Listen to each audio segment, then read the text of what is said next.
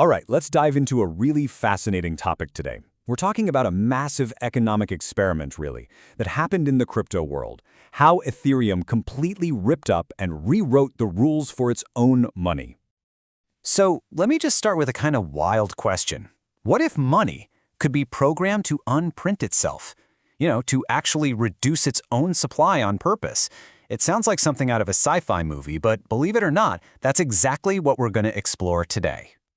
Okay, so to really get what's so revolutionary about the new system, we've got to rewind a bit. We have to look at where Ethereum came from, because before 2022, it had this nagging inflation problem that was literally coded into its DNA.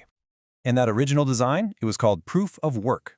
The easiest way to think about it is like a giant global digital race. You had these incredibly powerful computers, called miners, all competing 24/7 to solve these really hard math puzzles. And whoever won the race got to validate the next block of transactions and, most importantly, got a reward of brand new Ether. So what's the consequence of having this constant race that never ever stops? Well, you get a constant reward.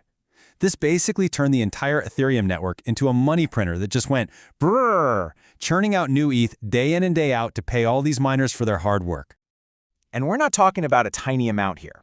Before this big change we're going to talk about, the total supply of Ethereum was inflating at a rate of about 4.5% every single year. That's a pretty big deal if you're thinking about it as a store of value. Okay, so that was the old way of doing things. Now let's talk about the solution.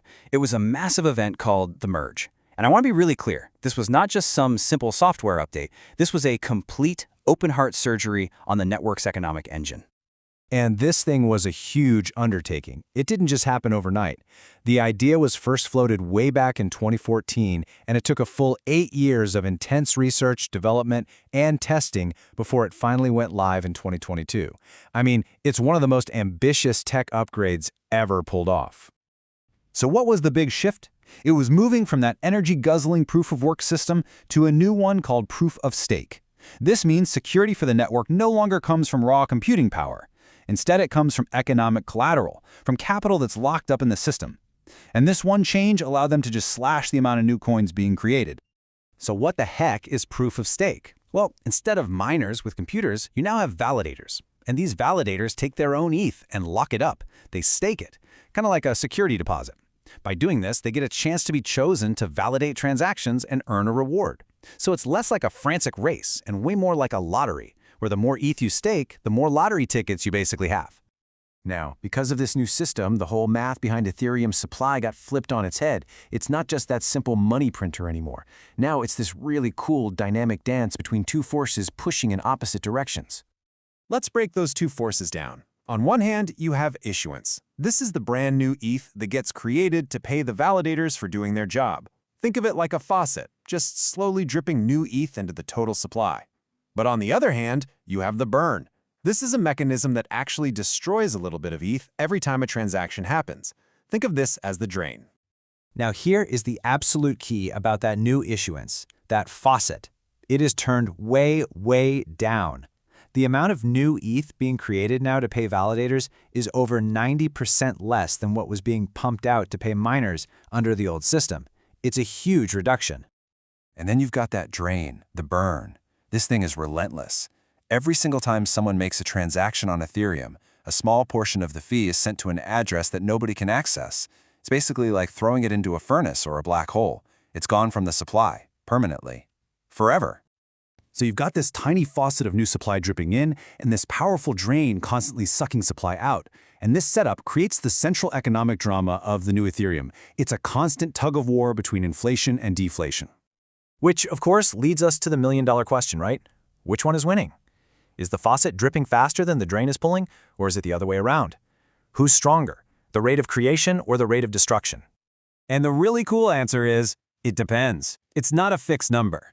The outcome of this battle is tied directly to how busy the Ethereum network is.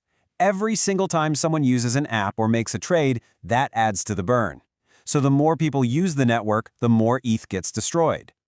And when the network gets really busy, something incredible starts to happen. You can see it here. The amount of ETH being burned, that's the red bar, can actually become larger than the amount of new ETH being created, the blue bar. The drain starts to overpower the faucet. And when that happens, the asset becomes deflationary. That's a really powerful word. It means the total number of Ether in existence is actually going down. The total supply is shrinking. It's getting scarcer. This wild idea that the supply could actually shrink over time gave birth to this whole new concept, this new meme in the crypto world. And it was created as a direct response to Bitcoin's famous sound money story. And this is the quote that really kicked the whole thing off. The argument goes like this. If Bitcoin is called sound money because it has a hard, predictable cap of 21 million coins, then what on earth do you call an asset whose supply can not only stop growing, but actually start decreasing? And the community, kind of playfully, landed on ultrasound money. So if you put them side by side, the difference is pretty stark. Bitcoin scarcity is programmatic. It's locked in by code with that 21 million cap. Ethereum, on the other hand, now has no fixed cap. Its scarcity is economic. It's driven purely by supply and demand for the network itself, which means its inflation rate is totally variable and can even go negative.